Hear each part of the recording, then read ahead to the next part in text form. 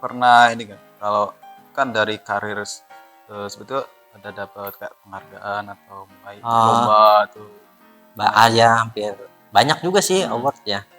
Tapi kalau Yobi belum pernah. Ya. 2012 pernah yang pertama banget itu lagi zaman kuliah. Dini JA dulu yang ngadain ya.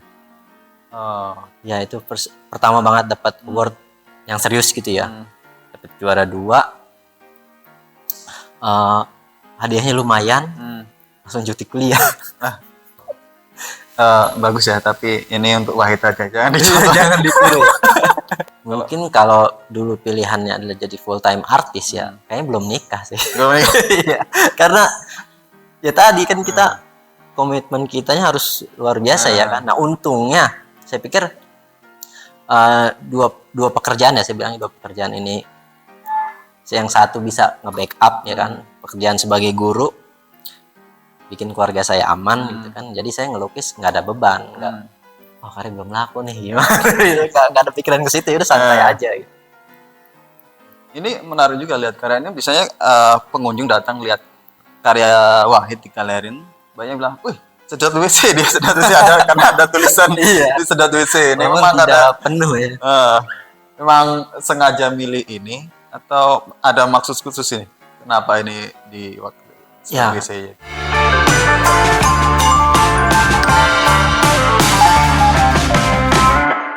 Halo, kita jumpa lagi di podcast Amuy Art Channel. Kali ini kita udah kedatangan salah satu seniman yang berpameran di pameran The Icon di Amuy Art Gallery. Dia adalah Abdurrahman Wahid. Oke. Apa kabar? Mas Bro. Alhamdulillah. Baik Mas Adek. Ya, jadi kita udah kenal lama sebenarnya. Ya. Di pameran sebelumnya atau di event apa kita udah kenal. Dan di kesempatan ini kita menghadirkan Wahid sebagai salah satu pameris The Icon di Amuy Art Gallery. Oke, sebelum kita ngobrol ke karya, kita ngobrolin backgroundnya Abdurrahman Wahid ini. Jadi selain seniman, kamu guru juga? Guru, ya betul. Guru di sekolah negeri ya, boleh sebutin? Boleh, nggak apa-apa. Oke. Kebanggaannya sekolah ada gurunya berprestasi eksis gitu. Belum lama sih jadi guru, baru kayak 2009, 4 tahun terakhir ya, 4 tahun jalan di Cikarang, lebih tepatnya di Kabupaten Bekasi di SMA N2 Sukatani. Oh, itu ngajar semua kelas atau? Ya, semua kelas seni budaya kelas. Tapi kelas 12 sih kebanyakan. Oke, seni budaya berarti nggak fokus seni lukis saja, ada yang lain juga? Semuanya kayak tari, teater, tetap apa sih kita ajarin juga, cuman porsinya karena sayanya pendidikan seni rupa ya. Jadi si lukisnya itu rupanya itu kayak 80% dominannya, sisanya yang 20 lain-lainnya. Oh, ini berarti kamu menguasai ini deh, seni pertunjukan juga. berarti kamu ada terlalu. Tapi ada di situ. Ada ya. Itu kan tuntutan di kurikulumnya kayak gitu. Ya belajar lagi ya. Paling enggak secara dasar kita tahu mau ngajarin apa ke murid kayak gitu. Ya, tapi menarik juga kadang perupa pelukis itu dia nggak cuma ada di bidang gambar aja, dia kadang di waktu pameran perform juga. Ya. Jadi kamu perform juga nggak? Nggak. Jadi ngajar ya. Biarkan jadi bakat yang terpendam. Nggak, nanti mungkin suatu saat Wahid di sini bisa perform ya. Ya mungkin bisa, mungkin enggak ya. Ini kamu jadi guru iya, seniman iya, gimana? Kamu bagi waktu susah nggak? Ya gampang-gampang susah ya, tapi emang poin utamanya di waktu sih. Karena kan kita di sekolah udah ada jadwalnya tuh. Emang kadang sih suka curi-curi waktu, apa yang kita bisa kerjain di sekolah jam kosong misalkan. Kayak bikin konsep, sketch-sketch kecil itu bisa. Tapi kalau misalkan lagi garap karya ya mau nggak mau di rumah. Kecuali kita kadang ada sih karya yang bisa kita bawa ke sekolah, jam kosong ya kita kerjain. Tapi hampir mungkin di atas 70%-nya karya kerjain di rumah, dan itu malam, siangnya guru, malamnya nokturnal ya. Seniman. Seniman full artisnya setelah jadi Eh, dari justru apa ya, kayak berbarengan sih gitu, dari awal lulus kuliah sempat full time artis setahun, tapi sangat-sangat tidak produktif. Malah ketika nggak punya deadline ya, ya bablas gitu. Akhirnya 2016 ngajar di Sanggar, malah berkaryanya ikut ke bawah aktif gitu. Jadi ya berbarengan sih. oh menarik juga kadang seniman kayak yang kalau full time dia bebas kayak ngatur waktu karyanya bisa produktif. Tapi kamu justru sebaliknya karena ada job kerjaan. Jadi soalnya dulu ya pernah gitu full time artis, dan ternyata susah banget ngatur waktunya gitu ya kan. Karena kita nggak punya apa ya, batasannya gitu. Selalu ada hari esok kan. Ya udah besok sampai sangat-sangat tidak produktif. 1 tahun itu benar-benar kayak wah gini doang gitu. Akhirnya kerja lagi dan malah jadi produktif lagi gitu. Oh, justru waktu itu jadi terlalu santai gitu jadi. Iya benar, terlalu santai. Pas masih kuliah kan ya udah aktif berkarya, pameran ya. Dulu waktu kuliah mikirnya, wah ntar lulus enak nih full time artis, nggak ada keganggu kuliah ya. Ternyata nggak juga, malah lebih sulit ketika kita harus atur waktu kita sendiri. Jadi kalau saya mungkin tipenya yang harus punya koridor sendiri, ngikutin gitu. Jadi nyempetin akhirnya kayak gitu. Oke. Menarik juga ini. Agak lain juga ya. Agak lain juga ya. Jadi karakter orang kan beda-beda ya. Oke, keren kalau misalkan ada yang full time artis terus dia bisa komitmen sama waktu segala macam, berarti emang dia profesional banget kan gitu. Kalau kayak model yang kayak saya tuh profesional, jadi karena emang kita udah punya jadwalnya gitu. Kita nggak bisa kemudian lagi kayak harus selesai besok, ya mau nggak mau kerjain. Kalau basicnya sendiri passionmu ke dunia lukis sejak kapan? Dari kecil sih ya emang suka gambar gitu, dan benar-benar ngerasa pengen jadi seniman tuh ya pas kuliah sih. Awal masuk kuliah belum belum kebayang dunia. 2008 saya masuk kuliah seni rupa UNJ, tapi pendidikan ya, SPD jadinya kan, makanya jadi guru. Awal-awal kuliah itu belum benar-benar mau jadi seniman. Awal kuliah ya udah ikut aja gitu kan. Baru di 2012 pas PPL KKL ya, KKL ke Jogja 2 minggu di Budi Kustarto, baru tuh ada bayangan, oh gini. Baru dari situ mulai kayak seniman, oke nih. Pernah ini kan, kalau itu kan dari karir sebetulnya ada dapat kayak penghargaan atau mulai lomba tuh. Ya hampir banyak juga sih award ya. Tapi kalau Yobi belum pernah. 2012 pernah yang pertama banget itu lagi zaman kuliah. Denny JA dulu yang ngadain ya. Ya itu pertama banget dapat award yang serius gitu ya. Dapat juara 2. Hadiahnya lumayan. Langsung cuti kuliah. Bagus ya, tapi ini untuk Wahid aja, jangan dicontoh. Jangan ditiru. Tapi itu ketika kamu menang award gitu, kayak gimana tuh feelingnya kamu untuk jadi seniman atau kepikiran? Kalau itu kan kuliah di pendidikan ya. Kamu kan mungkin jadi guru atau apa. Kalau dengan award itu gimana rasanya? Jadi seniman atau jadi guru kalau kayak gitu? Sebenarnya makin mantep tuh buat jadi seniman ya. Cuman karena kadang kan kita plannya A, dapatnya B. Kayak jadi guru ini sebenarnya baru jadi guru di sekolah formal gitu ya, di SMA negeri. Ketika di 2018 ada tes CPNS. Nah, jadi sebenarnya kayak iseng-iseng doang. Pas lihat persyaratan ya, cara kualifikasi dan segala macam kan bisa nih. Ya udahlah, iseng aja nih coba gitu. Karena saya orangnya tipenya penasaran. Jadi kadang mending nyoba gagal. Tapi ternyata setelah lolos malah bingung. Waduh, jadi guru. Tapi pas awal-awal itu sempat kayak shock. Wah iya pasti shock lah ya. Karena kan sebelum jadi guru di sekolah negeri, ngajar tuh di Sanggar. Maksudnya kan Hmm. di Sanggar kan anaknya interest ke artnya emang tinggi. Hmm. Mereka baik secara skill atau apa ya, pengetahuannya udah keren lah kan. Kita cuma tinggal kayak ngarah-ngarahin, oke, terus tiba-tiba masuk ke sekolah negeri yang jomplang banget. Kaget ya, pasti tahun pertama tuh kaget. Jauh banget soal apa ya, gapnya tuh jauh banget. Tapi nggak menyesal kan ya? Menyesal atau nggak? Enggak lah ya, Nggak. enggak, keluarga aman lah.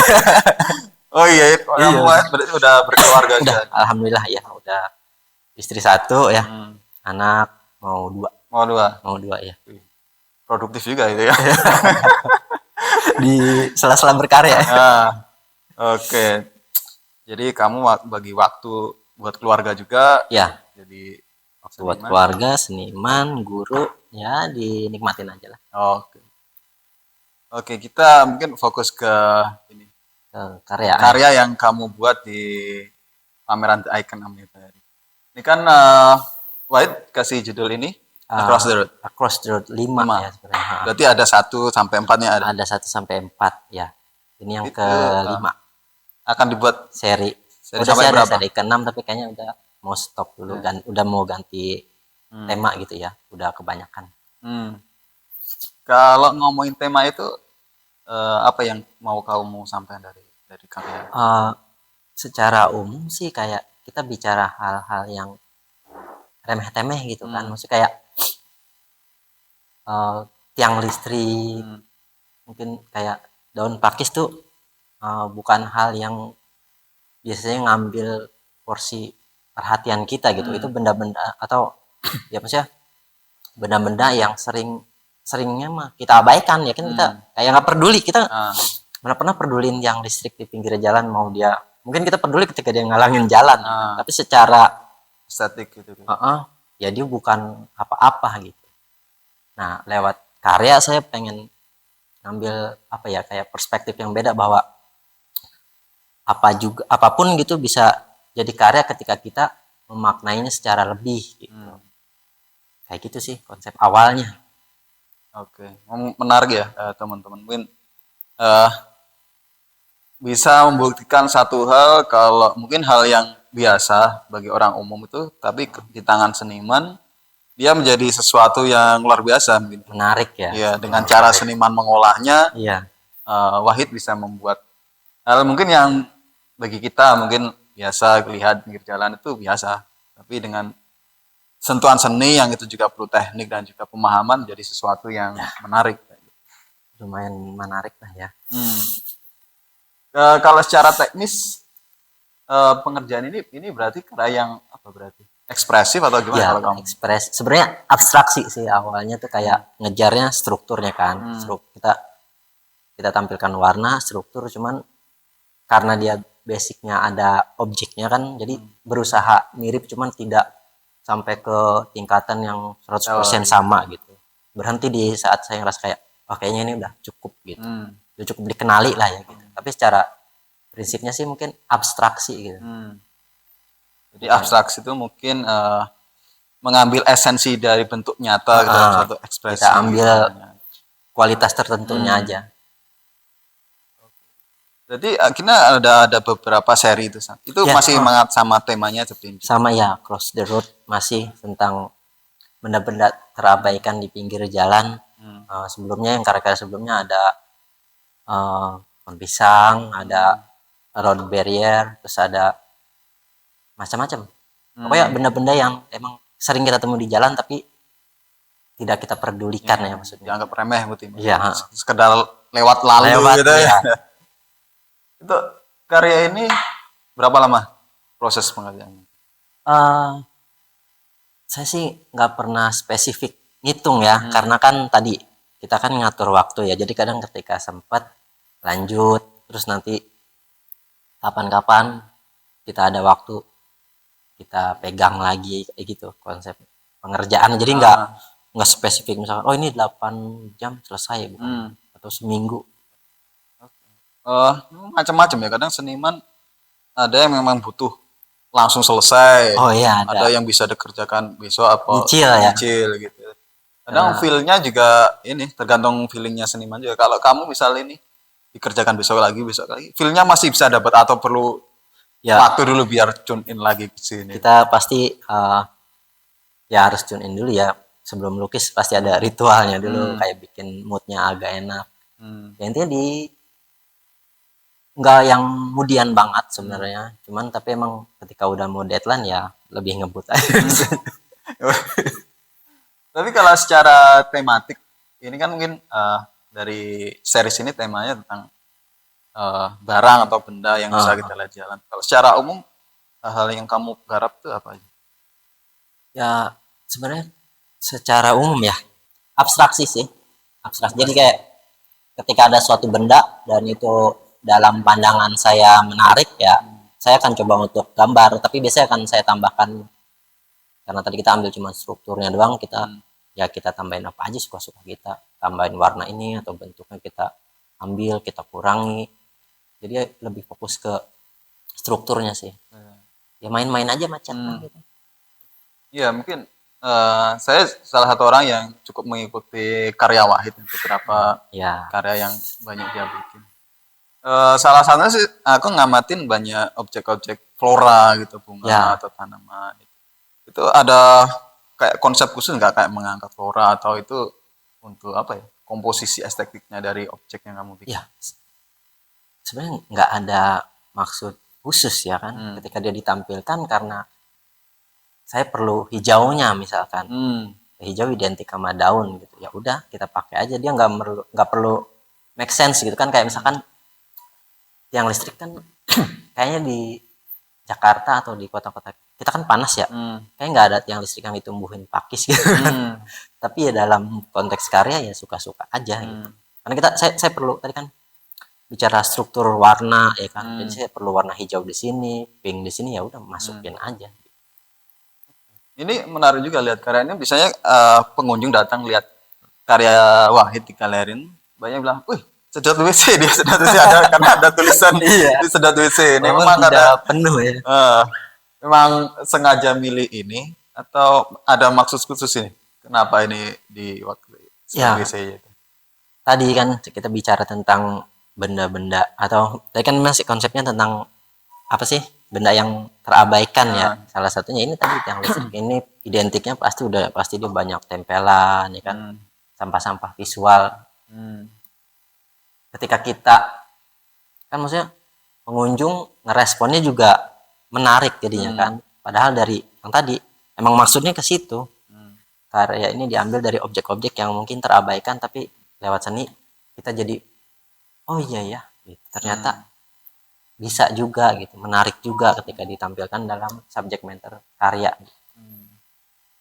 Menarik memang kayak gitu. Kadang orang bisa melihat, oh ini hal yang biasa kita lihat, tapi ketika ditampilkan ini jadi menarik. Ada juga bisa menafsirkan, oh mungkin harusnya kita nggak kasih yang kotor-kotor lah di lingkungan itu biar Ya mungkin lebih kayak isu lingkungan kali ya. Ya bisa juga, tapi kan kalau itu kan balik lagi ke pengunjung kan ya, mereka interpretasinya apa. Benar-benar. Kalau saya sih ya udah gitu, menampilkan ini, mereka silahkan berasumsi. Karena menarik juga, karya itu bisa kayak lebih hidup juga karena dari interpretasi pengunjung juga macam-macam, mereka bisa mikir, oh ini bisa jadi yang mereka lihat atau hal yang lebih luas lagi berdasarkan pengalaman masing-masing ya. Iya, jadi ya itu mah kalau ketika karya dipajang di pameran, kita kan senimannya terlepas dari persepsi mereka gitu kan. Kita nggak bisa maksain harus ada satu statement tunggal tentang karya ini, nggak bisa kan. Itu balik lagi ke apresiatornya gitu. Ketika kamu membuat karya mungkin ini atau yang lain, ada nggak kayak persoalan teknis atau apa yang bikin kamu tuh jenuh, apa buntu atau gimana ketika membuat karya? Ada pasti ya. Sebenarnya secara teknik saya bisa bikin karya yang mungkin masuk ke hiperrealis gitu ya kan. Cuman karena saya tidak secara skill mampu, tapi kesabaran tidak. Ya kan? Kayak karya Mas Adek misalkan yang kecil-kecil gitu. Kalau saya udah blok aja. Karena tidak nyaman gitu ya.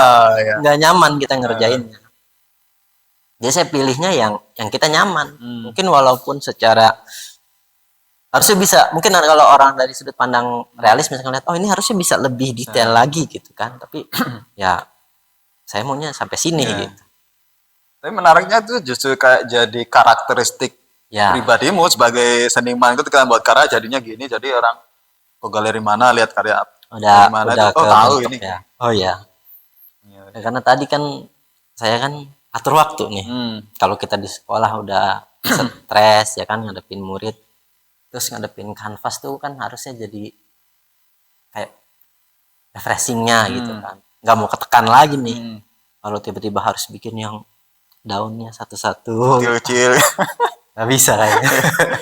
Nggak jadi seniman, jadi guru aja kayak gitu. Tapi gini, ke kamu misalnya ada dua kehidupan jadi seniman, jadi guru, itu saling terkait nggak? Seperti Ya, kamu bilang itu. saling ya kan, karena kan gurunya juga bukan guru yang jauh-jauh banget dari seni, bukan guru matematika misalkan. Jadi kan saya guru seni budaya, jadi masih relate. Kayak misalkan materi gambar, proporsi segala macam kan masih emang kita secara apa ya keilmuan menguasai, ya udah itu juga di seniman kan kita harus kuasai juga. Jadi ya saling terkoneksi gitu. Ketika kamu melakukan aktivitas seni ini jadi seniman gitu, dan juga jadi guru, kayak respon keluarga atau support dari orang terdekat kamu gimana? Ya santai-santai. Santai. Penting bagi waktunya ya. Karena dulu gitu ada pengalaman orang tuh ketika memutuskan untuk jadi seniman tuh, wah supportnya kurang gitu loh. Nanti gimana jadi apa gitu. Mungkin kalau dulu pilihannya adalah jadi full time artis ya, kayaknya belum nikah sih. Iya. Karena ya tadi kan kita komitmen kitanya harus luar biasa ya kan. Nah untungnya saya pikir dua pekerjaan ya, saya bilang dua pekerjaan ini, yang satu bisa nge-backup ya kan, pekerjaan sebagai guru bikin keluarga saya aman gitu kan, jadi saya ngelukis nggak ada beban, nggak oh karya belum laku nih gimana gitu. Nggak ada pikiran ke situ, udah santai aja gitu. Oke, ngomongin laku karya tuh, udah berapa banyak karya yang laku? Ya lumayan Lumayan, lumayan. ada aja lah ya. Banyak ini cuannya, ini Pak Guru ini banyak juga coy. Berapa? Udah sampai 2 digit karya? Apanya? Nominalnya? Nominal total kali ya, kalau total mungkin bisa kasih, tapi ya ada lah. Ada. Dan itu sangat menguntungkan atau cukup menggiurkan? Gimana? Oh, istri sangat mendukung sekali. Oke. Jadi mungkin teman-teman yang kembali lagi masih ada statement ragu di dunia seni nanti mau gimana atau apa, sebenarnya banyak pilihan di seni rupa itu. Seperti Wahid ini juga bisa. Ya basicnya seni rupa, jadi guru bisa, jadi seniman juga oke, duit juga jalan semua. Ya jalan. Jadi pilihan banyak. ya, pilihan sebenarnya. Yang penting mungkin kreativitasnya kali ya. Kreativitas. Karena kan selain ngajar di sekolah kan masih di sanggar masih juga tuh. Jadi Oh iya, kayak ada lagi. ada lagi. Weekend di sanggar tuh okay. ya lumayan lah. Jadi bayangin duitnya Wahid, dia jualan karya, gajian, banyak tempat ya. Mungkin Pak Guru yang kaya ini, Pak. Kalau kamu dari sisi artis tuh, mengelola karyamu gimana? Manajemennya? Manajemen dalam perspektif apa ya? Perspektif dari kekaryaan ketika kamu tadi bagi waktu udah, tapi di luaran nih sebagai kamu seniman itu ngaturnya gimana? Biar karyamu tetap jalan, eksis sebagai seniman gimana? Biar tetap ada lah gitu mungkin ya. Sebenarnya nggak ada motivasi, dibawa enjoy aja kayak hobi gitu, karena kita tadi punya pekerjaan lain yang menyita waktu energi ya kan. Jadi artis itu ya kayak hobi, kita senang aja gitu. Motivasinya bukan karena finansial misalkan pengen, atau kayak sebenarnya kayak sekarang nih pengen sih pameran tunggal, cuman dari sisi sebagai pekerjaan guru gitu ya belum memungkinkan nih, waktunya belum bisa nih, ya udah santai aja gitu. Yang penting ketika ada waktu luang ya udah bikin karya, jadi nabung karya kali ya, nabung karya, ada pameran open call ya ikut, diundang ya ikut gitu. Jadi dibawa kayak hobi gitu konsepnya. kita seneng aja udah. Tapi misal kalau ada pilihan gitu ke Mm-mm. depan itu, antara full time artis nih Ya. atau jadi guru aja atau bisa keduanya, pilih mana? Misal ada pilihan yang bisa kamu pilih. Eh, karena kan pekerjaannya mengikat ya. Nah, Ya paling nggak mungkin nanti di atas usia 60 ketika udah pensiun sebagai guru ya, ASN, ya udah mungkin bisa jadi full time artis. Tapi kan karena seniman kan ya panjang ya panjang. masanya, jadi ya sambil berjalan aja. Mungkin ada istilahnya tuh ars longa vita brevis. Ya itu ya, Hidup pendek, seni itu panjang gitu. panjang banget. Bahkan ketika senimannya mati, karyanya masih bisa Masih hidup aja ada, gitu, ya betul, sekarang. betul. Oke deh, mungkin ada pesan nggak dari kamu untuk generasi muda yang saat ini mungkin mau masuk ke dunia seni atau sekarang udah ada di dunia seni, mungkin yang lagi pada TA atau gimana? Kan kamu sebagai salah seorang yang jadi guru, oke, seniman juga oke, karir sampai saat ini juga eksis. Ada nggak motivasi atau apa yang mau kamu sampaikan? Ya harus pakai hati kali ya. Hmm. Jangan jadi beban. Boleh kita punya target segala macam, tapi kalau kita nggak enjoy jalaninnya buat apa gitu kan. Jadi ya tadi pakai hati ya, kita suka dulu. Nanti kedepannya pasti ketika ada halangan gitu kan, kita ya bukan beban, itu emang bagian dari apa yang kita suka, ya nggak masalah gitu. Oke.